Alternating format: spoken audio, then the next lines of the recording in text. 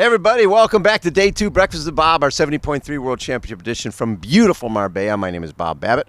Brought to you by HOKA, Fly Human Fly, Master Spas, Precision Fuel and Hydration, Crush Your Race Nutrition, Deboer, Outrigger, Kona Resort and Spa, Stay Longer, Save More, TriFind, and of course, our Challenge Athletes Foundation. Our next guest is leading in the Ironman Pro Series right now. Hopefully going to take home another $200K at the end of this weekend. Kat Matthews joins us. How you doing, Kat? Hi, thank you for that. Yeah, the pressure is there. It's just, what is it? Something like you have to be within 6 minutes and 40 seconds of Solveig to get to, you know. Oh, it's actually a little bit, I'd say it's easier if you say Solveig has to be within 1 minute 40 of the winner, and has to be 6.5 minutes, 6:40 ahead of me. Right. So it's actually hers to try and win in my mind, rather than. Whereas all I have to do is be within 6 minutes 40 of the winner. The winner, okay. And she can't. Yeah. If you're within the 6:40 of the winner, then you get $200K. Yeah.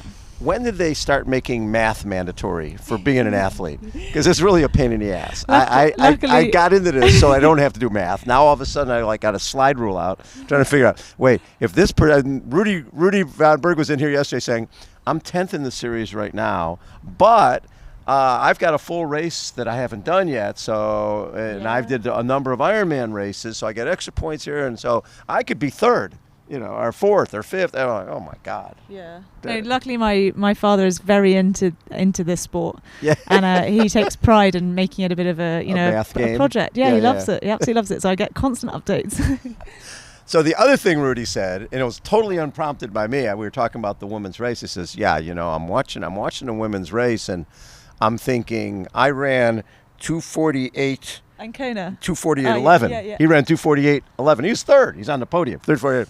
Goes, Kat ran a really fast half marathon. There's no way she's going to be able to keep that same time for the second half. And then you negative split and you ran 2:47.23 and took 48 seconds out of him. And then I'm looking at it and go, wait a second. Patrick ran 2:37.34. Magnus 2:40. Well, Matt Hansen, of the men in the top 10, Matt Hansen ran 2:45.25. Magnus ran 2:46.10. And Kat Matthews would have had the fourth fastest time in the top 10 of the men last year in Kona. How fun is that? That is really fun. I think different conditions, but No, it's Kona. It's hot. What was Patrick's time? 2:37. So he's run 34. So he's run. That's about 7 minutes slower than his PB, isn't it? Because he hasn't quite pipped 2:30. No, he's hit 2:30 a number of times. Same in Kona. For me then. So it's about the same performance. 2:30 in Kona. I don't know if you ran. No, I mean, his PB in a normal climate is 7 minutes faster. Yes. So that's about the same for me. Yes. In Hamburg, 2:40. Yes. So Yeah. I think it's maybe that's just. a good point. Yeah, we already did the fast run of the year. Kona was just ticking the box. That was amazing. I mean, when you have a race like that, where it's got to be so fun when you're the hunter, right? You're just right? No. I mean, obviously you want to be off the front, and you want to have 20 minutes, that's way more fun. and you want to eat bonbons, and people, you want to do the Chrissy Wellington. Yeah. You want the race to be over. Or the Lucy Charles. Or the Lucy Charles. Go off the I'll front. That. Yeah. That sounds way more fun. It's way more. Okay, it is more fun.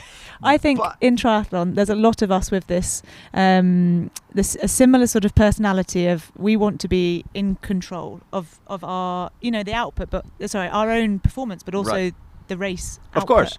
And I think that's what we saw in Kona was Lucy and Taylor really fighting for the control, being at the front and in control. And actually, I think that's something that for Kona, for me, I just completely avoided any of that. It was never about. It was always just about my own personal performance and just doing the best race possible, because I was still really sort of scarred from the years before, 2 years before, where I had such a it was traumatic, awful experience in the race that this time round I was just like, I'm just gonna approach it like my first one, and I'm just gonna embrace the conditions and see where that gets me. Well, it's interesting when you say that, because I remember when Paula Newby Fraser had won 7 times, and she's going for her 8th. And, she was already talking about retiring because Mark Allen was retiring. And then she blew to the moon, right? We're talking half a mile from the finish, collapsing and gets passed by Karen Smyers and, doesn't win there. The following year she came back and was like, I'm not going to go off the front. I'm not going to do what I normally do. I'm just going to mix it up and you're going to sit back here with the girls. And if I win, I win. If I don't, I don't. And I'm fine with that. I'm just going to have my own race. And she won. She ended up side by side with Natasha Bodman running along the Queen Highway, dropped her, and she won her 8th and final Ironman her way, right? She did it. A champion wins a number of different ways. And that's what happens. And for someone like yourself, 1 year. Right. Well, yeah. There's no question about that. But I think what was fun about that day was you had what you guys did in Hamburg played a major role. There's no question in my mind that if I'm Taylor and Lucy, because I don't think they planned to be together, but I think when they were together on the bike, they were thinking, Laura's run 2:38, Kat's run 2:40, Solveig's run 2:46, Lucy's time in Kona was 2:57, Taylor has run 2 marathons in her life, 3:04, 3:05. Let's get a gap on these guys because we're going to need it. Yeah. Right? Maybe, yeah. And without wind, I think that makes it even more tempting to go for it on the bike. And I think,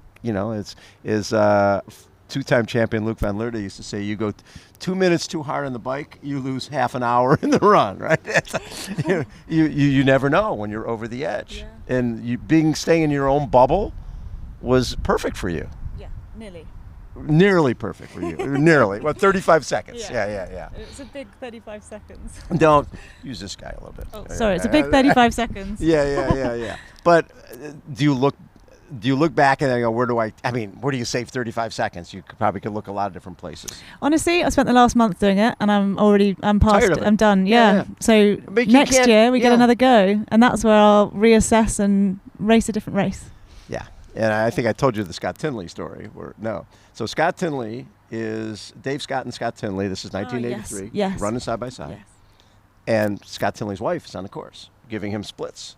And Dave's getting away. He says, quit giving me splits on him. Give me splits on third. And meanwhile, third was way back. And Dave was starting to come apart. And so by the time she said, Scott, I think he's coming back to you. It was he lost by 33 seconds.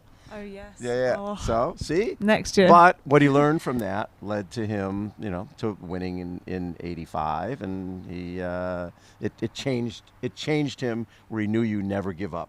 You never give up on the course because you never know what's going to happen in front of you. Yeah, definitely. Well, Solveig proved that as well, didn't she? She did. She did prove that. She had a great day. So for this race, just recovering from everything you guys did in Kona, I think it feels like we've got a lot of walking wounded. Well, I don't know.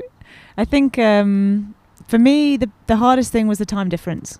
I partied hard after Kona and then struggled to get back onto the UK sort of European time zone. And yes. I know some people have only just arrived, so they're going to struggle to be on this time zone now. But those 2 weeks after an Ironman, you really need all your energy. And my sleep was so disrupted. That was the thing that really threw me. My body felt sort of okay. It was just this sleep, and I just kept really struggling mentally with the race and processing it. And that emotional challenge is something that you can't necessarily see from the outside because it's oh my goodness, it's such a great performance. You came second again, but it's like, yes, but the difference between second and first is so big. What did I do wrong? What did I do wrong? What did I do wrong? And I spent a lot of hours there in that mindset.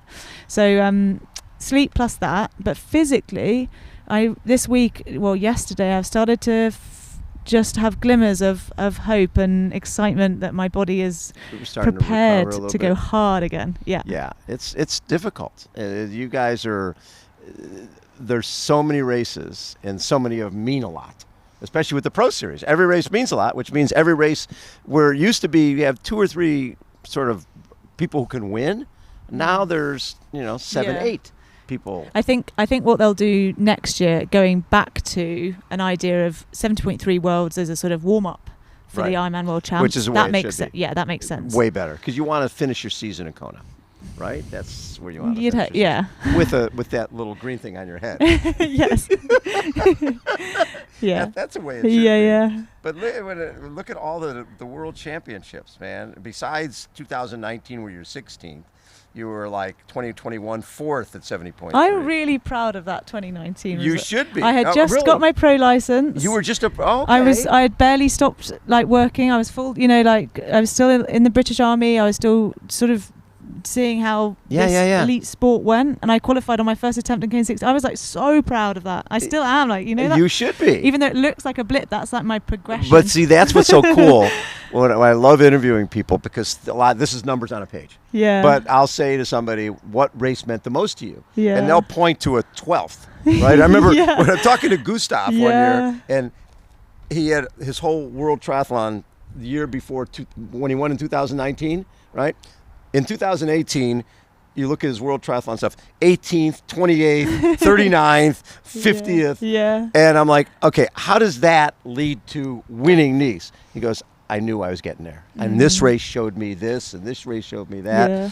It was actually this 2021 performance where I came fourth, yes, where I only decided to attend 2 weeks before and had some friends who had a spare room. Yes. And so I just rocked up to that race, and that was the race where I was like, I need to stop. During the run, it was... I was very happy to be top 5. Yes. No part of me was fighting for the podium at all. And so after that one race, it was like, I need to stop being okay with being top 5, top 10. Right. I need to change my entire mindset to start trying to win these races. That was massive, that race. And then 2022. Going into St. George, yes, had a really great 70.3 Lanzarote going into that race. Felt great. Had got COVID 3 weeks before St. George. Just destroyed myself in St. George to come, I think it was 8 minutes behind Daniela. But yes. And then that whole year, like, I had the injury, and so... and then 23, you got second again. That was important because it was the first World Champs after my accident. Yes. And that was a special race as well for different reasons. Well, and we were actually just talking to Hannah about Hayden and covering from his accident and just the psychological side of that, just the going downhill again and all that type of stuff. For you, last year, this year you had the Kona you won, besides the win part, but you had a great race. Rather than when you were there the last time, you just couldn't, psychologically, you couldn't handle it. It was something you needed to move past, and now you have. Yes. Yeah. Yes, thank you. Talked about that, didn't we? That was good. Go back to the one before. So 2024, look at it, you got second in both, right? World Championships in Nice and in New Zealand.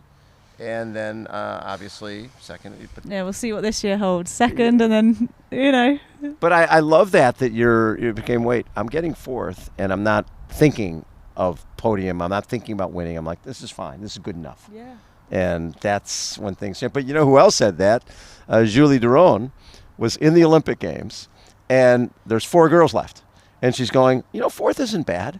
This fourth in the Olympic Games, that's pretty cool. And she's leading at the time, thinking to herself, this is awesome. I'm going to get fourth. Like, wait, why am I thinking fourth? And then she ended up, getting a silver medal. So the medal part of this is pretty wild. Yeah, it really is. And it is impossible to unpick as well. We try, before the race, after the race, we constantly have to try and discover that mental side, I think. Discover maybe is the right word. But it's challenging. Yeah, well, and also because everybody else, if somebody's running with you, it's easy to look at them and go, boy, they look easy. It looks like it's hardly work at all. And I remember one coach telling one of his athletes, if they're running with you, they're hurting as bad as you are, right? They may be smiling on the outside, but they're ripped apart on the inside. Yeah, that's not easy for anybody. Totally. Yeah, totally. So the points thing is important, but I know like you said, you like to win things. So you're here now that you're feeling like you're recovered a little bit from Kona. Yes, I'm here to win the race. You're here to win the race. Yeah. Thank you. And I like that. And I never shy away from that now because, like I said, I I've come second so many times. It's a logical thing to say I'm trying to win. Right. It's not like I've come 10th and 20th and I want to win the race. It's like I'm so close. I think it was a minute and a bit behind Taylor last year, 4 minutes the year before. It's a completely different course, but physiologically I know that I'm competitive for the podium. No question. And therefore the pinnacle, you've got to strive for your best output, and I think that is the win. I just don't know how my body will have actually recovered. I think going into a race where you've really prepared for it, right, you have a lot of confidence in your body, muscularly as well as like aerobically, and how much you can push yourself and how you can recover and how you might approach the climb versus the flat, and how that will stand up 3 hours into the race, like where you're going to be after you've done 5k, how will your body feel? You have this confidence, whereas when you're recovering from an Ironman, you've got a marathon in your legs, or very close to a marathon for some, you don't know. And I think that's the challenge, is you have to approach it with the same mentality that I have to have belief in myself, but right. I don't have the confidence. It's challenging. It's like blind faith. Well, but you've done enough of this where there's a reason to have blind faith. I hope so. Always such a treat to chat with you, Kat. Thank you so much for taking time. Again, Kat Matthews, who, winning. That's right. It's all about winning. Thanks, everybody, for tuning in. We'll catch you next time. See ya.